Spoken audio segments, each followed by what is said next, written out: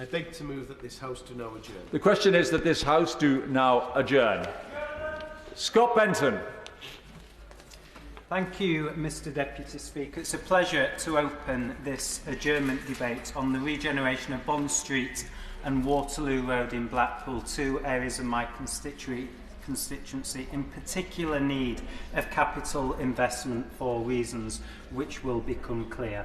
But before I go on to speak particularly about these two areas within my constituency, it would be remiss of me not to elaborate more greatly on the significant level of capital and revenue regeneration monies which have already flown into my constituency thanks to the efforts of this government. £400 million. That's the total of additional investment which has come into Blackpool since I was elected in 2019. A quite staggering figure. And I have to say, for all the criticisms which are sometimes thrown at this government from the opposition, the commitment of ministers and different prime ministers from this government to levelling up and to Blackpool particularly cannot be underestimated, and that is already bearing fruits in the substantial progress we are making, not just in terms of levelling up the different parts of Blackpool, but in terms of getting people the well-paid jobs they so badly need, and in welcoming in investment into my constituency.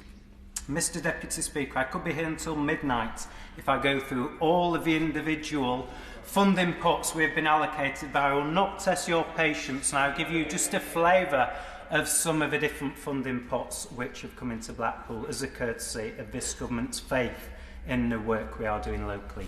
£40 million for the court relocation, which is allowing a £300 million private investment project to go ahead on the old Blackpool Central train station site. One of the largest private investments going ahead in the whole of the North West, will create over 1,000 jobs and lead to tens of millions of pounds of additional consumer spending coming into Blackpool. £40 million for a brand new multiversity, providing the next generation with the skills they need to get on in life. £39.5 million, one of the largest town deals in the whole country, which has been spent on upgrading the Blackpool illuminations, creating thousands of jobs at the enterprise zone and a new sports hub at Revo. On top of that, we have £15 million in levelling up funding for transport improvements in the town centre, a further £8 million in levelling up funding to redo the former post office building on Abingdon Street, and a plethora of other extra funds on health, education, crime, cultural and sporting projects, all of which will lay the groundwork for the investment and regeneration in Blackpool. So, Mr Speaker, if we are getting so much money into Blackpool, you may ask, what is the purpose of this adjournment debate this evening? Well, again, it would be remiss of me not to point out that Blackpool is the most deprived local authority area in England. Indeed, it's often been said my constituency is the constituency in the whole of England most in need of levelling up. And the communities which are the subject of this adjournment debate are in the most 0.1% deprived in the entire country. Indeed, out of 8,500 wards in England, we are talking about the second most deprived ward in the whole country here. This ward and the communities of Revo, Central Drive, Bond Street and Waterloo Road have significant challenges with poor health, low life expectancy on a par with sub-Saharan Africa, a drug-related death total which is the highest in the Western world, and skills and education deficiencies which sadly, again, are the highest in the whole of Western Europe. On top of that, the unemployment total is 4 times the national average.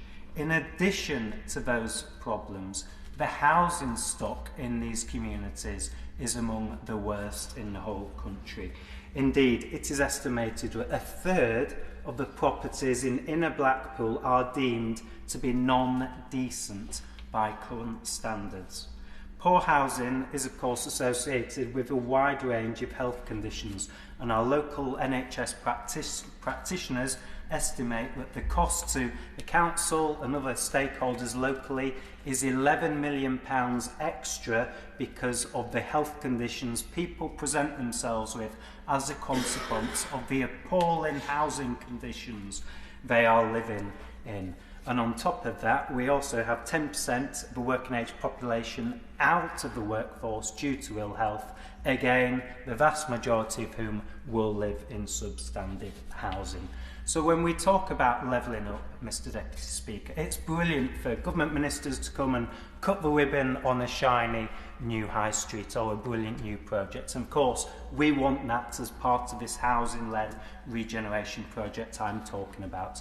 But levelling up is ultimately about changing people's lives, about empowering them to have the educational opportunities, the health outcomes, employment opportunities, which people want to see. And in the case of Blackpool, this comes down to housing, because far too many of our local people are living in housing which frankly wouldn't have been fit for human beings 100 years ago, and nowadays certainly isn't. And it's a stain on this country that we have housing in the condition it currently is in Blackpool. So housing-led regeneration is desperately needed as part of that. Now, despite some of the challenges I've outlined, Mr Deputy Speaker, the areas of Waterloo Road, Bond Street and Revo are proud communities. People living with hopes and aspirations, not just for themselves, but for their children as well. And there are many successful and new businesses operating on the...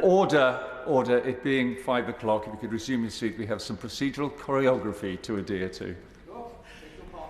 I'd like to move that this House do now adjourn. The question is that this House do now adjourn. Please resume your speech, Mr Benton.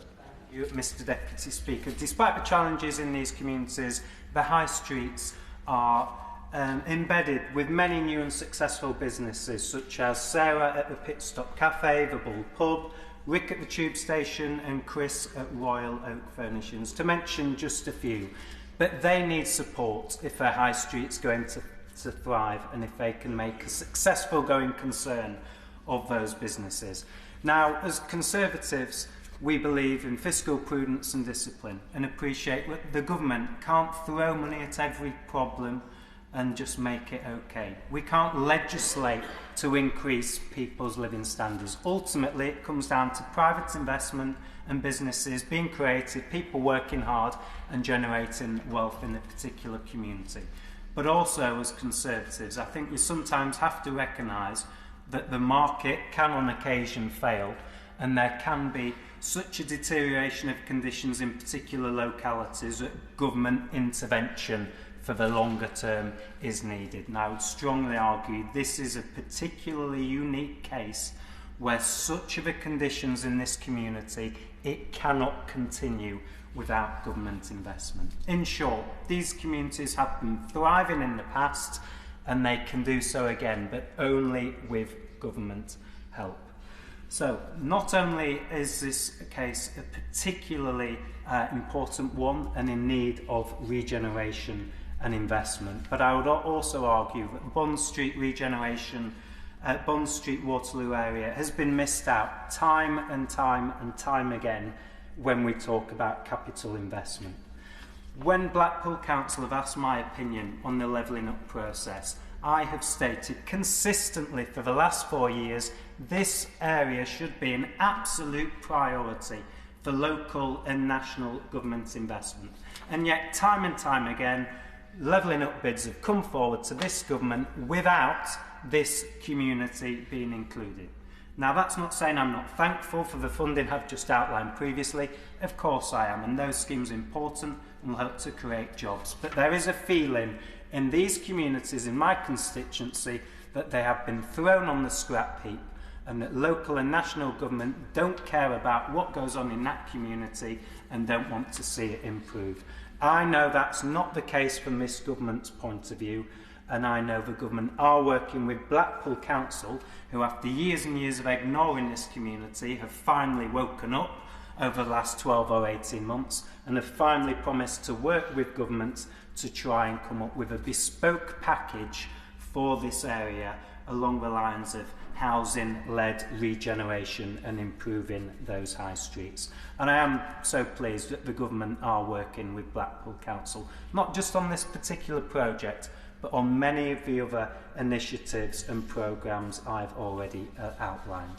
Mr Deputy Speaker, I would like to think I've articulated that this community is a special case in terms of the need for regeneration.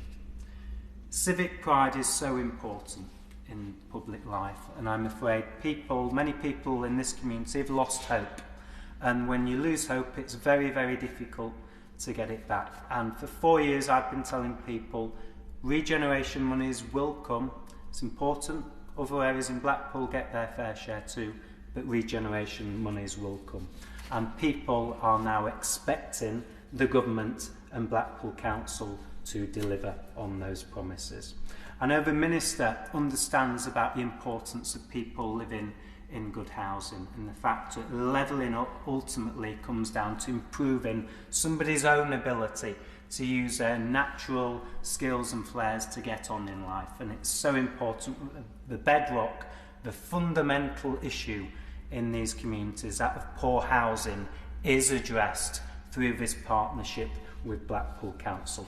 I'm led to believe, thanks to the hard work of not just this Minister, but some of his predecessors, the business case for this particular project has been transferred to the Treasury for sign-off. So the purpose of this adjournment debate, Mr Deputy Speaker, is to request that the Minister and the Secretary of State indeed do everything they can to continue their correspondence with the Treasury and try and get this project over the line. The people of Bond Street, Waterloo Road, Revo and Central Drive are looking at the outcome of this debate with interest. This is a once-in-a-generation opportunity to get this community the funding they so badly need.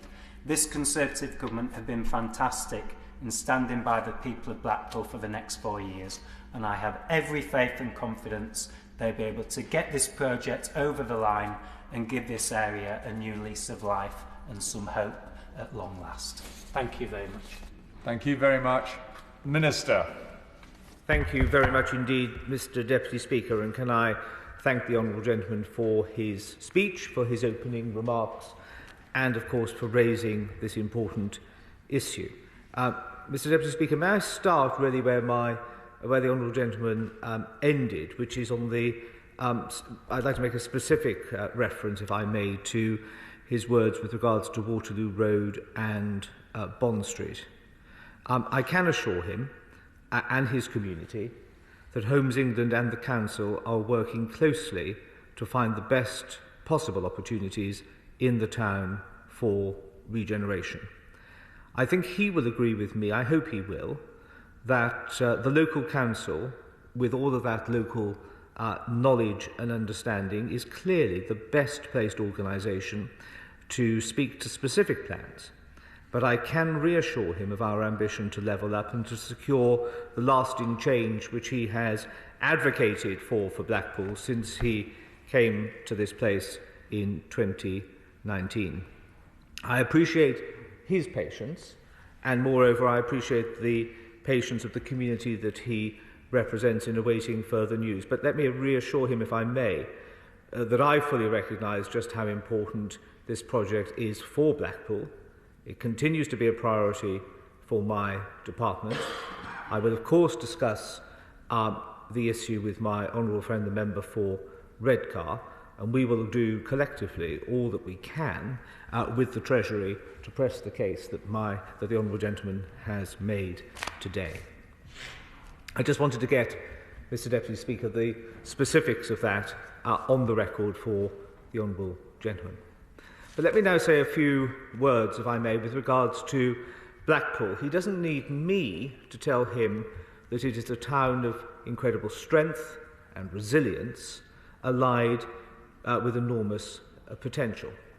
Blackpool's tourism economy alone is worth more than £1.4 billion, supporting in excess of 20,000 jobs. The ability to reply to this debate has reminded me with some a sort of tinge of emotion of a very enjoyable boyhood holiday I had with my grandmother in Blackpool. My memory is a little hazier for reasons which I really can't recall with regards to successive attendance at Tory party conferences. I think it must have been something to do with the air, Mr. Deputy Speaker, that makes the mind a little fuzzy.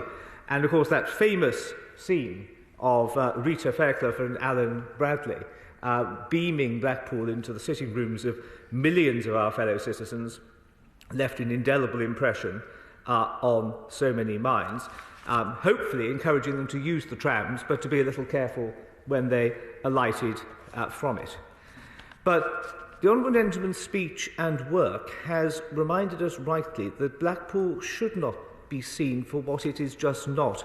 It is not just a holiday and tourist destination, as delightful as that is and as important it is to the economy, but it is home to many businesses and thousands of people, with all of their linked housing, education and health service needs, together with their aspirations for hope, job security, economic growth and a better life for their children.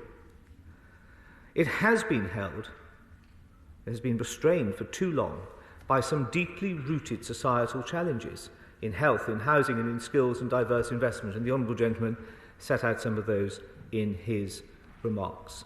He made, as he always does, the case for the pressing need for regeneration, and the dramatic statistics he used to underpin his argument only served to illuminate that point still further. And that is why the government has been working in partnership with local leaders to level up the town. And I was grateful to the Honourable Gentleman for referencing the sum £400 million of investment in the town since the government took office. That is a phenomenal level of investment. And I hope it speaks, Mr. Deputy Speaker, to the faith and confidence that this government has with regards to the whole of the north of England and to Blackpool in particular. We support their vision for Blackpool to make Blackpool better, a leading UK tourism destination and a brilliant place in which to live and work with improved jobs, housing and skills.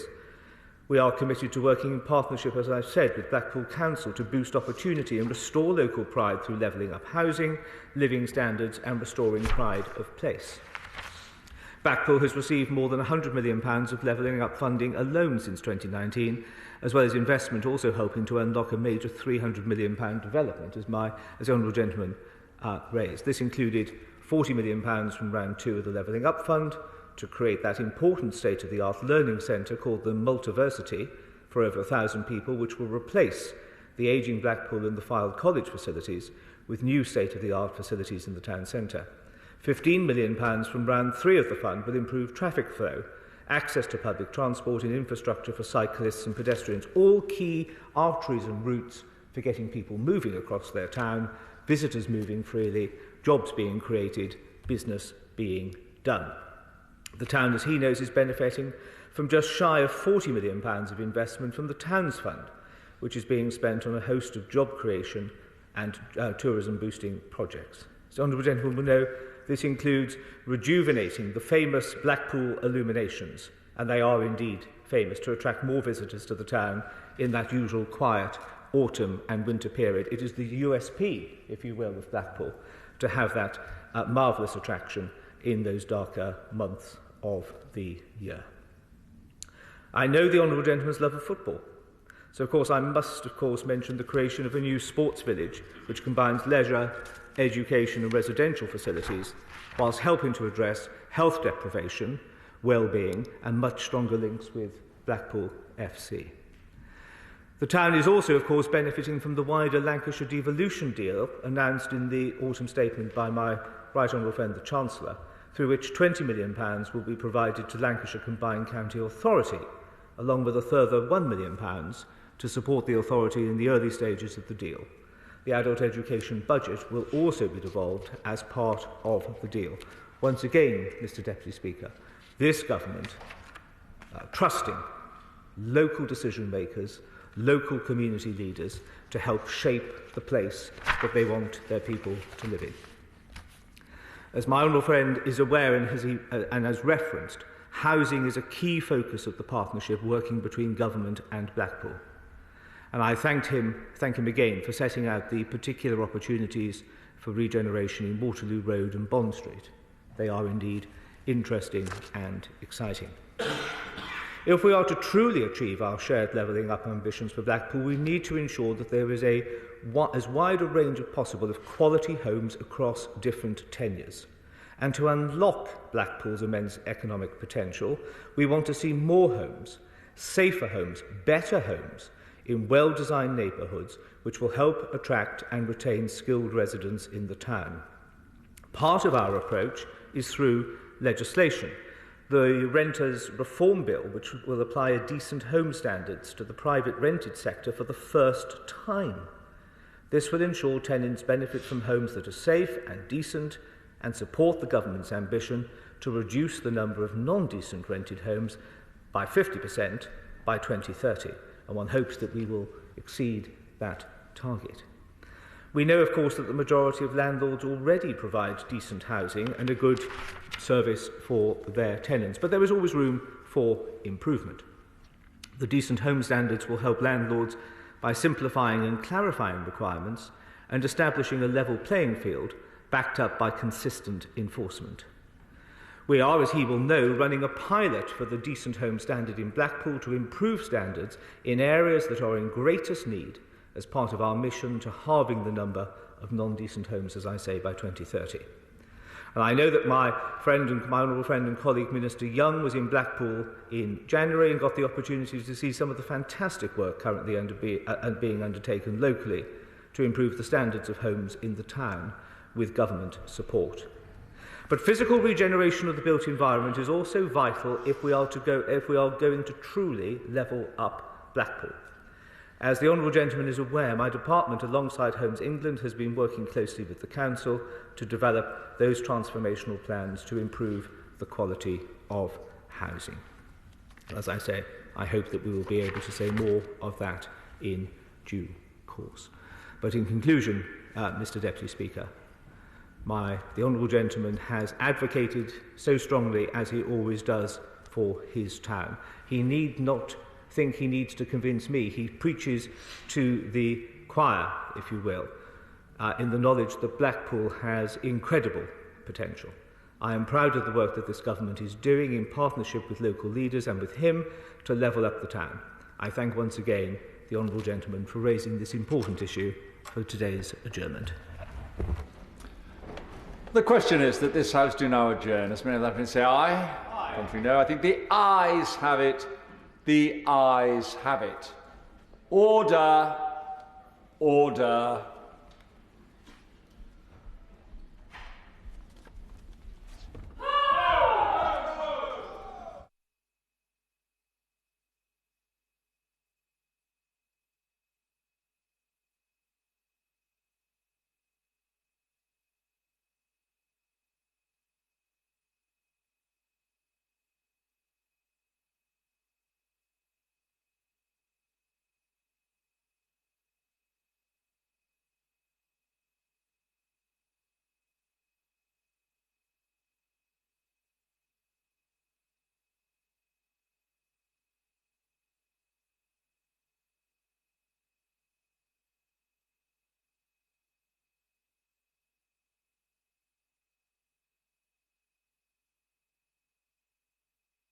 The proceeding has ended.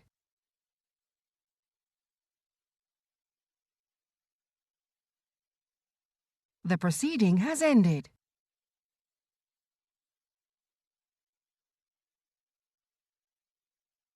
The proceeding has ended.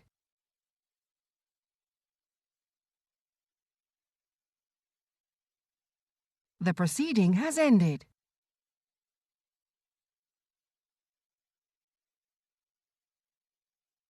The proceeding has ended.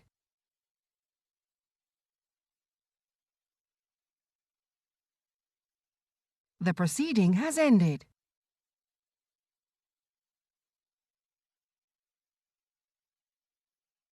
The proceeding has ended.